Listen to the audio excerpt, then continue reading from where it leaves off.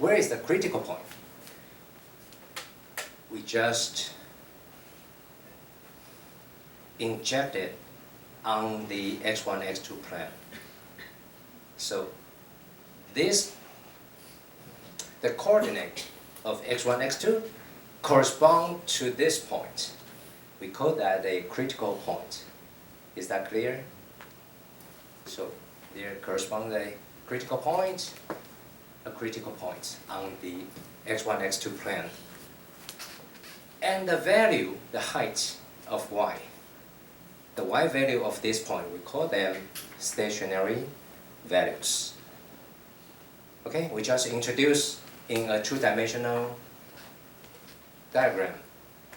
Now here is just a three-dimensional diagram. So the same thing. Critical values, stationary points.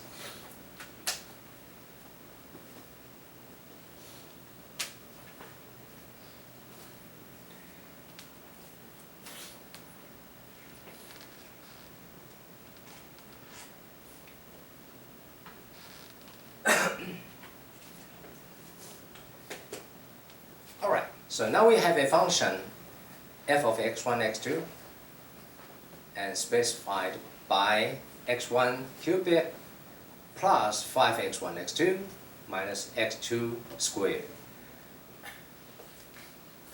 And the first order condition for x1, we just differentiate y with respect to x1, a partial differentiation. So we have a 3x1 squared plus 5x2.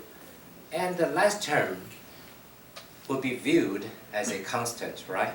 Because now we are partially differentiate x1. So x2 is hold constant. And f2 would be the first term, x1 cubic, would be viewed as a constant. So the differentiation would be 5x1 minus 2x2. So we just solved the equation system, the system of equations at the same time, simultaneously. And we may have 0, 0, or negative 25 by 6, negative 1, 25 by 12.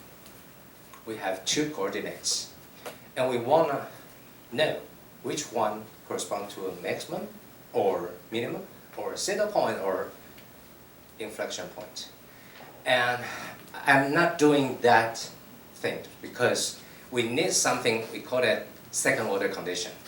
But now the second order condition is much complex than we just have things like this. You need to learn something as matrix, as determinant matrix. You need to learn something about matrix, and something about determinant.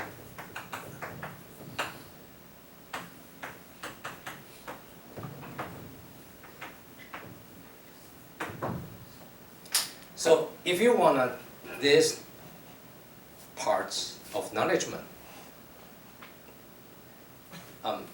I should not use knowledgement. If you want to learn something, the knowledge about matrix and determinant, what should you do, or what you can do? Go to YouTube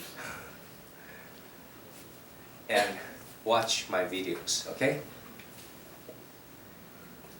Alright, next, I want to tell you how to solve this type of equation. The problem is quite different from the one we faced. Remember this one? We want to maximize our profit, but without any constraint. Okay? We want to maximize this function, but there's no constraint at all. But now,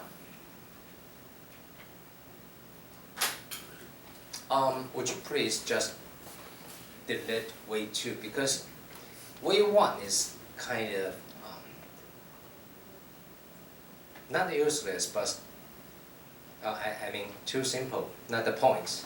Here I want to introduce to you, so I just delete the slide with way 1. So we just directly go to Lagrange multiplier method. Lagrange multiplier method. Now we have a objective function, utility function. We want to maximize our utility subject to a constraint 4x1 plus 2x2 equals 60. Okay? Once again, x1 and x2 are 2 goods or services we may consume. Okay?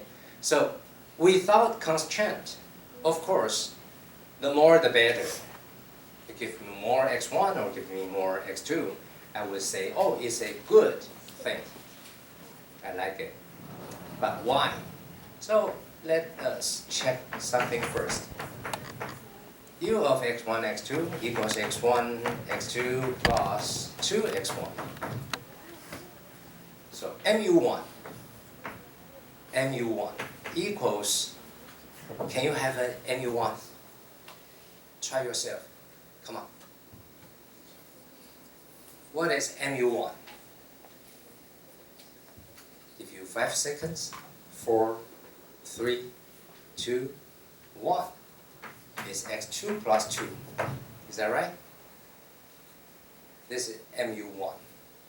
Just differentiates utility with respect to x1. And what about mu2, marginal utility of good 2? It will be x1. Okay?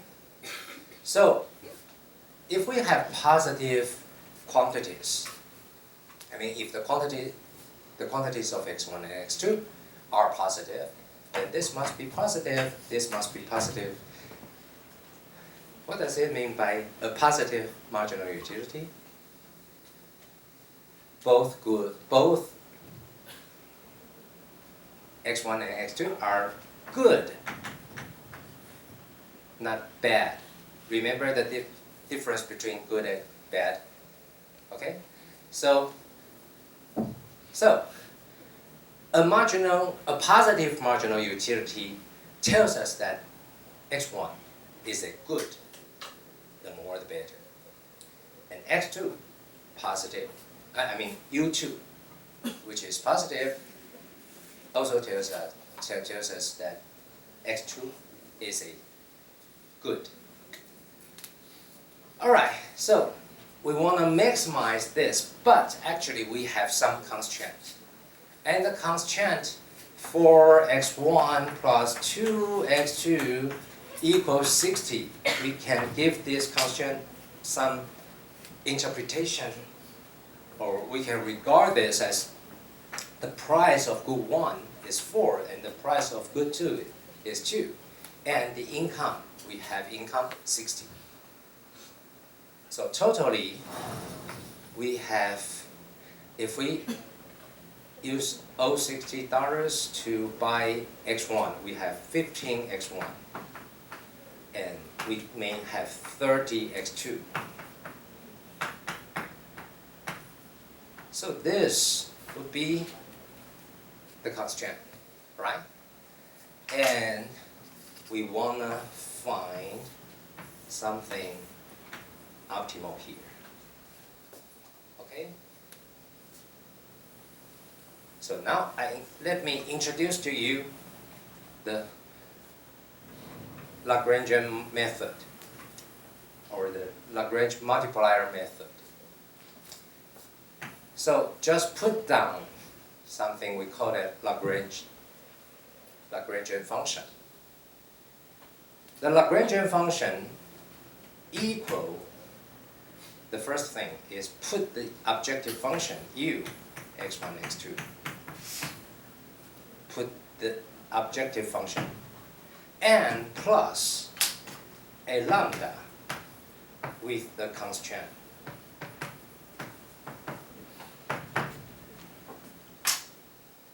So this is the basic form for Lagrangian function. In this case, we just put u, which is x1, x2 plus 2x1. This is the objective function, the utility function. N plus lambda. Okay, so how to put the constraint into the square parenthesis? We put 60 first and minus 4x1 minus 2x2.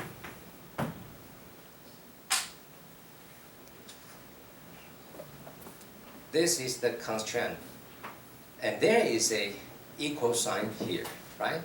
And we just move the left-hand side to the right-hand side. So this part is the right-hand side, and left-hand side, right-hand side. And remember that I would recommend to you something very important. Just put 6 in the front. Of course, you may reverse the order. You may put 4x1 plus 2x2 first and minus 60. It's fine.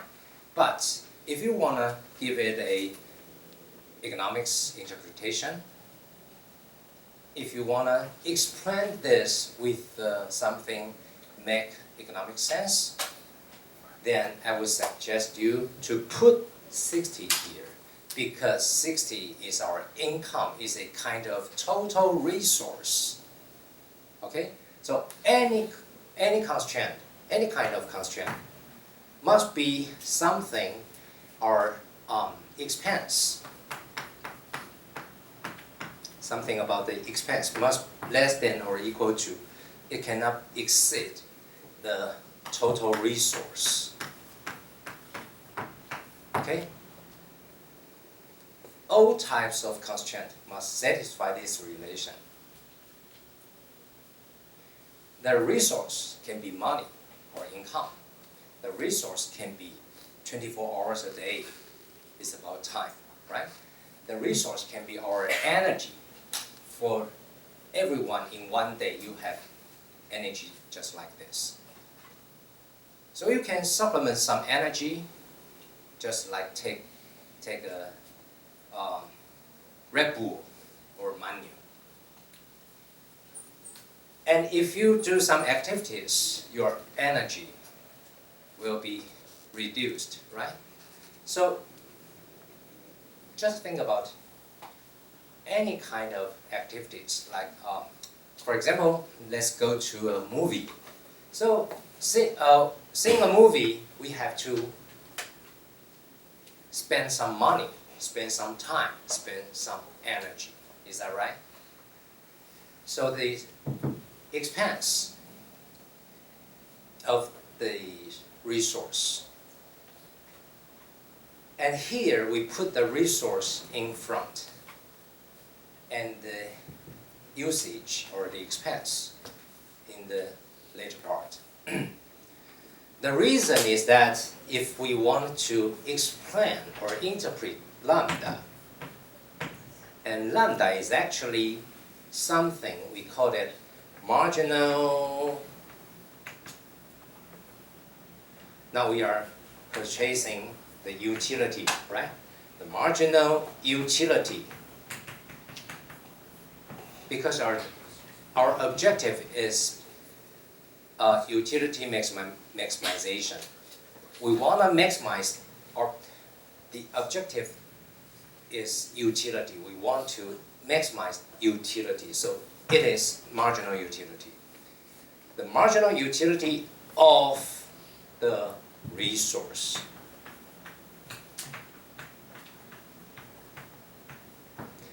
It's a very, very key concept, very important, really, really important thing.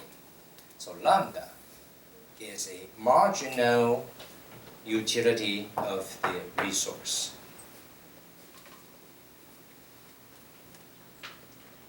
If our objective is not about utility, it's about profit, then lambda would be marginal profit of the resource.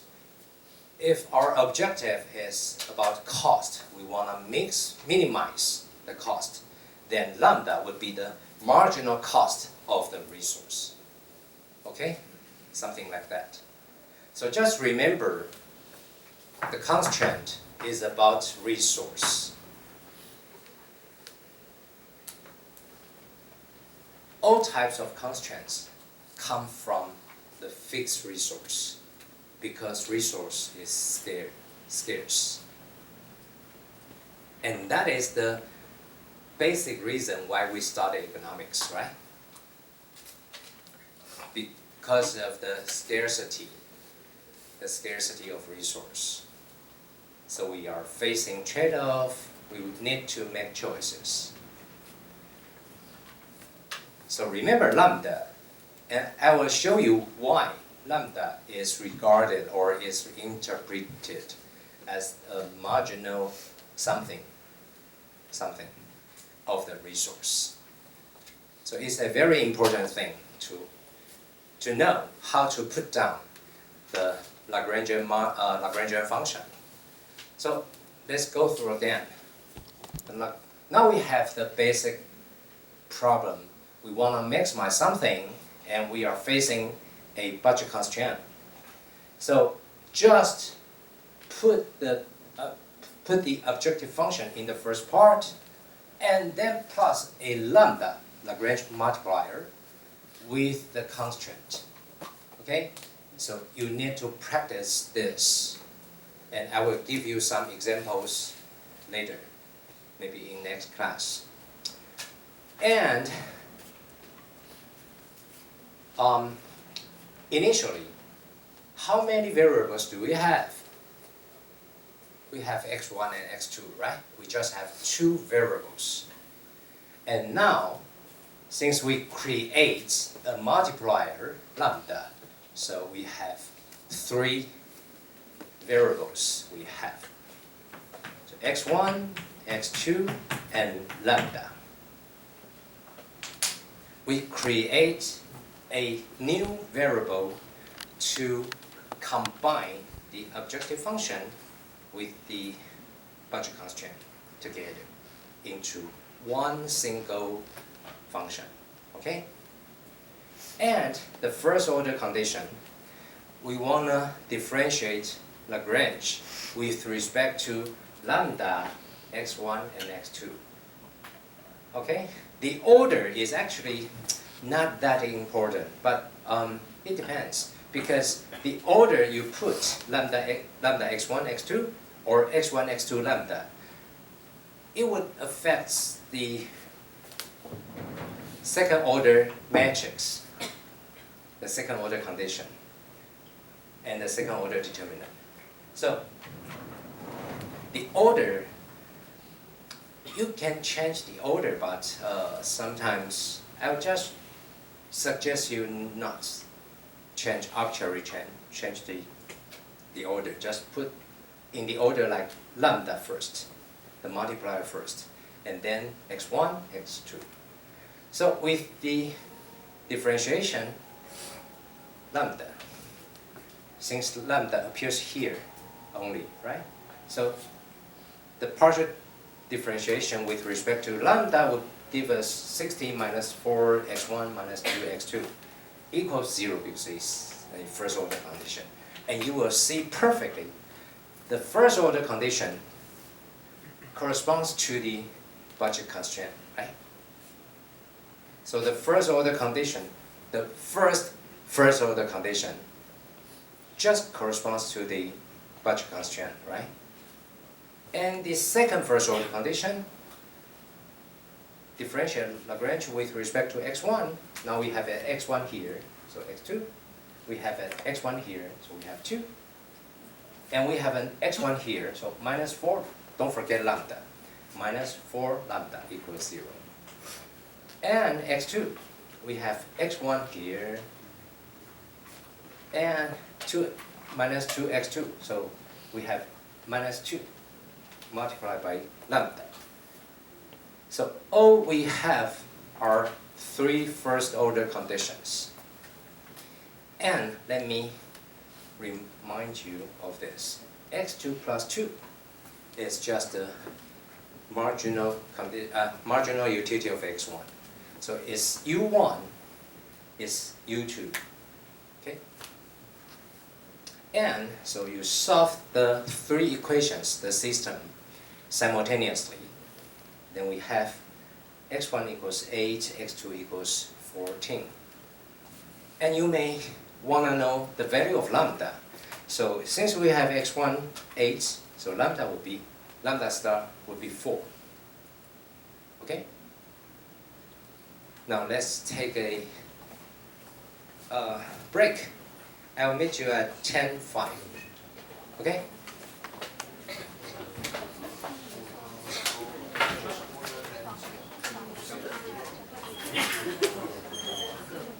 Just like what we have done with F1, F2, just the same thing. So now, since we have 3 variables, right? So you have to differentiate this function with all 3 variables to get 3 directions.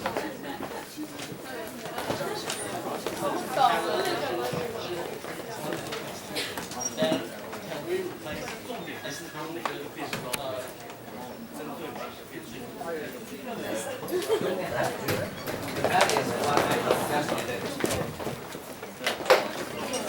You may have x as 30 minus 1 and replace it back into u, which would be x1, 30 minus 2x1 plus 2x1. You may solve this. But this kind of solution, or the way to solve, is actually because the case is very simple. Later you will see something more complicated. Yes, yes, yeah.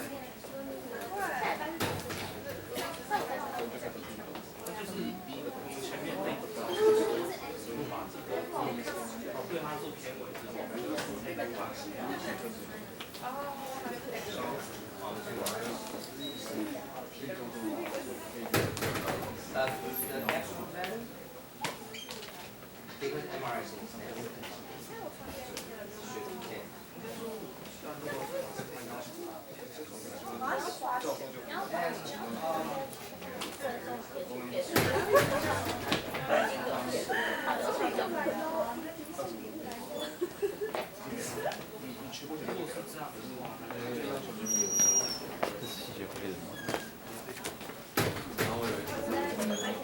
and actually, the way you explain, you're using mu1 over b1, it's mu2 over b2. But there is another way to do this. Just mu1 over mu1, and mu1 over mu2, which is absolutely u1 over u2. So this is your willingness to sacrifice. Exceed the requirement the market actually to give us. Right? So your willingness exceeds the requirement, which means you are willing to do this. And you may save some cost.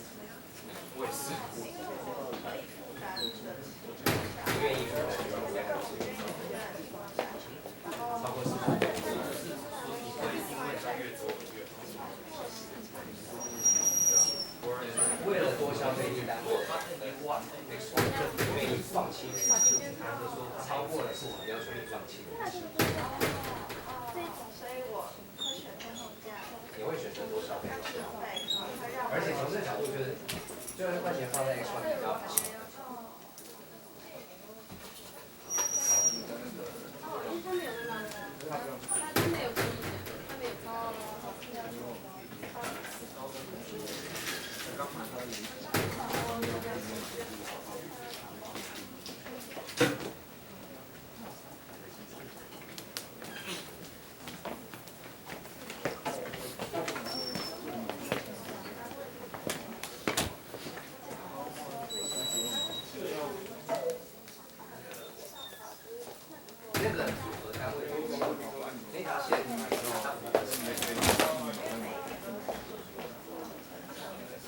只是4速度线，所有通过原点实现。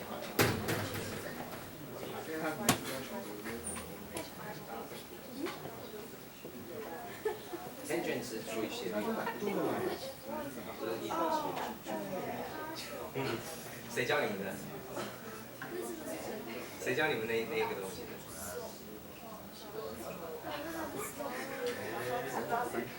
好，这是4速度线，休息一下。